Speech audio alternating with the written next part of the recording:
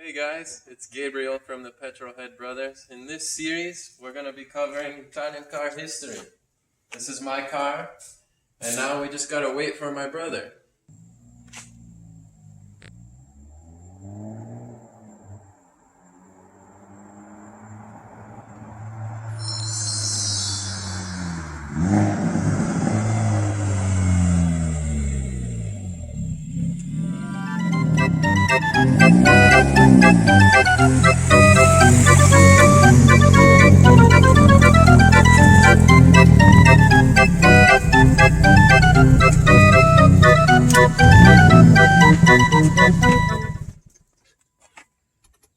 Safety first, guys.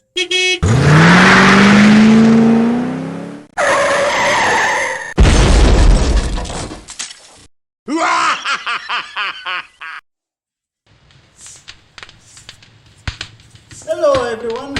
I am Stefano. And I'm Gabriel. And we are the Petrolhead Brothers. And today my brother didn't get the memo that it was a hot day and I told him to dress comfy. Well, comfy could be interpreted in different ways, but as you know, that when you drive in an Alfa Romeo, looking good is more important than looking where you're going. That's by Jeremy Clarkson, by the way. But Yeah, and today we are in front of an Alfa Romeo, and we are in front of this car because Alfa Romeo is one of the oldest car brands in the world, and definitely one of the oldest in Italy. And that's exactly what we want to talk about today. It's Italian car history. Quick disclaimer that we did a lot of research, mainly him, but it's a lot of stuff to remember. Even we had a hard time, so we had to go back to the classic unscripted video with our papers. But basically 100% of this information is accurate. We just have a little harder time remembering it all. It's hard to remember all of it, and is accurate to the point of what you can find online. We tried to cross-reference multiple things. We had found some discrepancies between sites, and man, it's hot, so sorry that we have to dry off every once in a while. But we're gonna try to be as thorough as we can in this video. Try to be nice when you leave us a comment. And let's go through this adventure. Yeah, so we begin in Italy, of course. And it's gonna be a long time ago, so remember, we may have to split this video in two, maybe even three. Yeah, we'll see how many part series this is gonna be. But let's get started. So the first car company we have is Fiat, but there's an abbreviation. What is it? Well, Fiat, yes, it's the first car company, and that is true. But the Bugatti family already had founded and owned an art gallery in Milan. So technically Bugatti as a company existed well before Fiat was ever created. Nevertheless, in 1899, Fiat is created. And what was their name? Well, Fiat stands for Fabbrica Italiana Automobili Torino, Italian factory of cars from Turin. And Fiat, it's gonna be an incredible innovator, and you will see throughout these videos that it's gonna have an history of a lot of inventions that were introduced into the car world that are used in all cars around, and people don't even realize it. In 1899, with the very first car, if we can call it a car, they invented something that all cars have today. Do you know what that is? Actually, I don't. You don't? What would it be? The brake pedal. You see, cars in those days, they were using levers. And keep in mind, talking about cars, it's a bit of a stretch. Something I did know, I mean, cars back then basically were these massive little carriages, that were being dragged around, not by horses this time, but by motors. Exactly, it was basically a conversion game. They were converting carriages into being pushed by a motor. And Fiat had the brilliant idea of putting the pedal away from having levers, but rather on a brake pedal, on an actual pedal on the foot. So anytime you use the brake in your car, you should think, wow, those pesky Italians in Fiat in 1899 invented this, and I'm using it today. Yeah, it's actually pretty impressive. But 1 year later, after their creation, I think they started racing. That is correct. In Italy, there is really the culture of speed and racing, and Fiat, it's not exempt from this concept. They started racing the very following year in 1900, and they hired a driver which goes by one name? Vincenzo Lancia. Vincenzo Lancia. It's a name that I promise you will hear again in these videos, and you'll see why. So, after Fiat, in 1901, Bugatti, specifically Ettore Bugatti, is one of the brothers in of a family, which in Italy we have a lot of families that like to create car companies. Yeah. But basically established his company in car making. That is correct. Ettore Bugatti is just one of the brothers, and he starts making a quadricycle. So we're not talking about anything massively fast. It was relatively small, but it was his first piece of art that had 4 wheels. So in a sense, we could say the Bugatti was born in this very moment, in 1901 in Milano. But officially, Bugatti Cars, the company for Bugatti Cars, will be created later on. Ah, okay, so not quite a car company. Correct. It's still more of an art gallery. Interesting. So now in 1904, we have a company called Isotta Fraschini that has been created. Isotta Fraschini, yes. This company was created by 2 engineers, Cesare Isotta and Vincenzo Fraschini, if I remember correctly. Do I? Yes. It's not quite clear why they created the company, if they just wanted to compete with Fiat, or if they were angry that they were unable to get hired by Fiat. Nevertheless, they decided to create a company to make cars, and they want to go fast. So they ended up creating a massive engine that in total really only produced 100 horsepower. Yeah, back then they didn't know how to extrapolate power as good as we do in modern engines. So they created a 16,500 cc's engine. That's 16.5 liters engine. It's just an inline 6, 16.5 liters, and it only had 100 horsepower.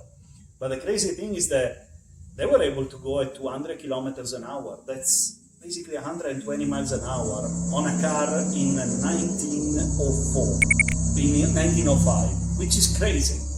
That is pretty crazy. Imagine how much weight they have to be dragging. I think I have a picture of I'm gonna try to put it here. You'll see how big the car is. Okay. And then in 1906, there's another car company that comes out, and its abbreviation is Anonima Lombarda Fabbrica Automobili, in short, Alfa. That is correct. We are in 1906, and the Alfa is created. Now, let me specify this: Alfa, not Alfa Romeo, which we have here. Right now, it's only Alfa. Count Cavalier Ugo Stella wanted to create a car company. He found a group of investors called Società Anonima Italiana d'Arrac, and they created this car company called Alfa. And what happens next? What happens next is that in 1906, there was that famous racing pilot, Vincenzo Lancia, that we mentioned earlier. Yeah, he used to race for Fiat. Oh, yeah? Well, actually, he ended up creating his own company called Lancia in 1906. That's correct. Basically it for 1906. We jump over to 1907. Wait, Lancia. Quick thing. Lancia, you will hear this name a lot, because Vincenzo Lancia had learned quite a few things, but he had a lot more ideas than just driving. So keep this name in mind you will hear a lot soon. I'm excited to hear about those ideas. Yeah. So then we move on to some sad stuff. In 1907, Isotta Fraschini sold their car division and started concentrating on airplane engines. That is correct. World War One was beginning, and Isotta Fraschini chose to divest and going into making airplanes. And 2 years later, in 1909, Said, which is the partner company of Ugo Stella, which they created Alpha, decides to, well, it's not decides, Said ended up shutting down, and Count Cavalier Ugo Stella finds himself with a company that he cannot handle by himself. So he tries to divest and bring someone else on board. His name was Giuseppe Merozzi, and he's hired to engineer a different kind of car, or kind of take the company in a different direction, let's say. What would you say about that?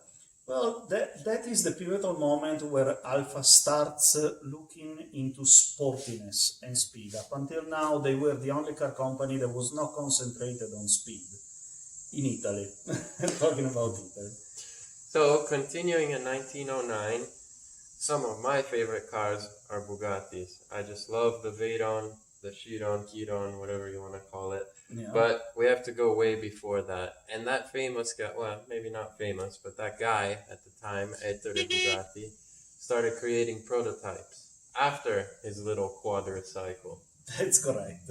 He started making the Type 3, the Type 4, the Type 5, the Type 6, the Type 7. And they all were released the same year. They were just prototype, and each one of them was faster than its predecessor. So cool. But the race for high speed, it's on.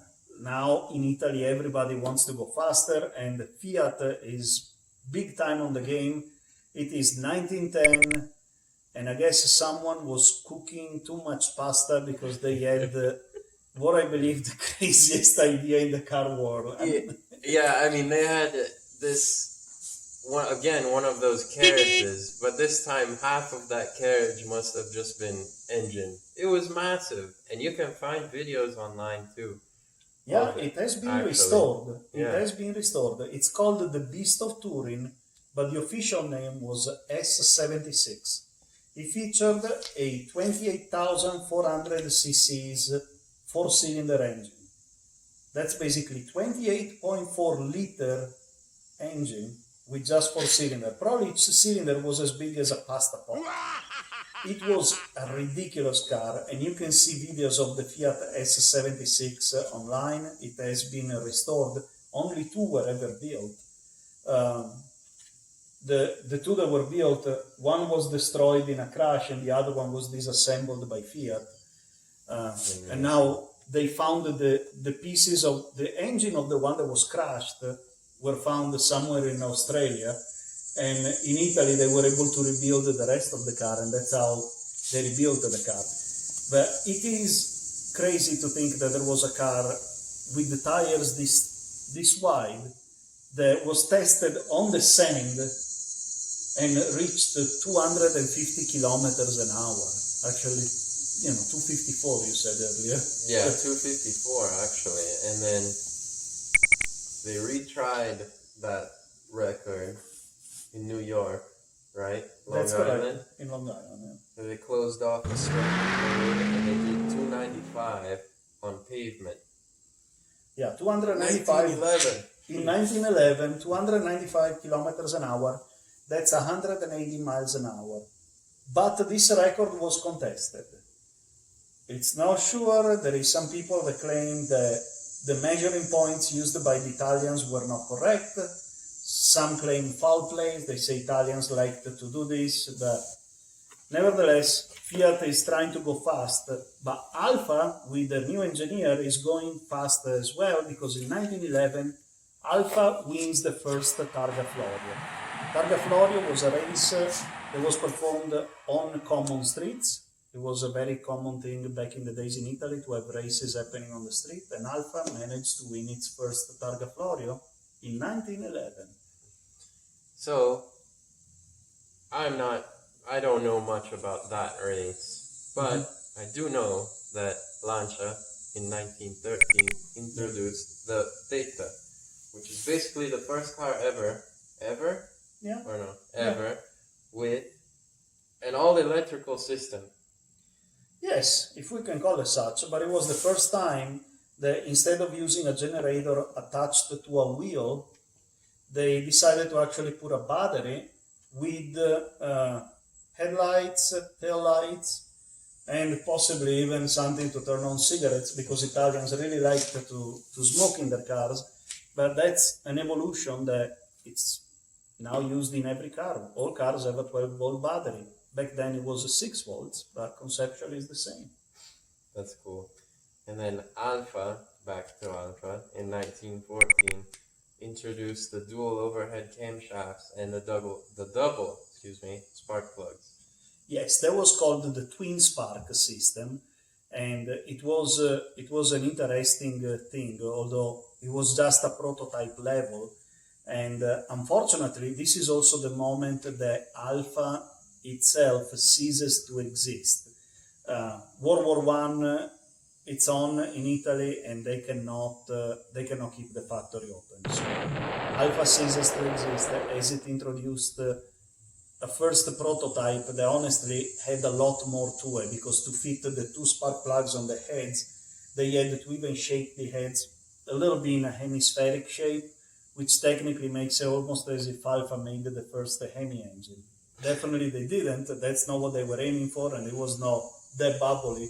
But conceptually, that's what was happening. But Alpha is gone. 1914, Alpha is no more. Yeah, so Alpha's no more at this point, but we're still in 1914, and another band of brothers came along and created a company called Maserati. Yes, Alfiero, Bindo, Carlo, Ettore, and Ernesto. The brothers together founded Maserati, and it was located in Bologna. And the very next year, a factory that was making components for airplanes, it's reconverted to make cars. And a guy by the name Nicola Romeo decides to give a new life to Alfa, and that is when Alfa Romeo is created. So that's essentially how Alfa made their return. Yes, that is how it returned, and I feel like this is a good moment to take a pause, and we're gonna have to switch to another video. We don't want to bore you too much, but basically we are towards the end of World War One, and things are shuffling around. I'd say let's pause here and we switch to the next. Here. So yeah, if you want to continue the series, go on to the next part. Yeah. We'll see you in a minute. See ya.